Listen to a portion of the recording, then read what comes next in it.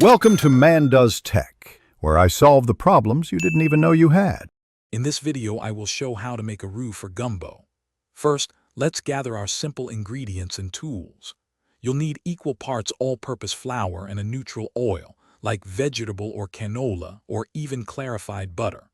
A common ratio is 1/2 cup of flour to 1/2 cup of oil, which is perfect for a medium-sized pot of gumbo. Make sure you have a heavy-bottomed pot or a cast iron skillet and a sturdy whisk, as these are essential for success. Now let's get cooking. Place your heavy-bottomed pot over medium-low heat and add your oil or clarified butter. Once the fat is shimmering, slowly add all of your flour, whisking constantly as you pour. The mixture will quickly thicken into a paste, which is your initial white roux.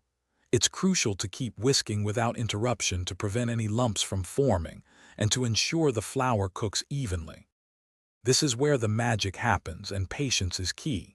Continue whisking constantly over medium-low heat. You'll see the roux slowly transform from a pale blonde to a golden peanut butter color and eventually to a rich milk chocolate shade. For an authentic gumbo, aim for that deep chocolate color, as it delivers the most robust flavor. This stage can take anywhere from 20 to 45 minutes, or even longer, so don't rush it. Congratulations, you've made a beautiful roux. Once it reaches that deep, dark chocolate color, immediately remove the pot from the heat. This is critical to prevent it from burning. Now, quickly add your chopped holy trinity, that's onions, celery, and bell peppers, directly into the hot roux.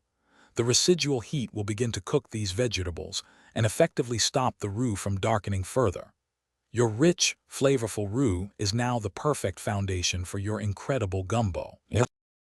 Thanks for watching. If you found this helpful, don't forget to like and subscribe.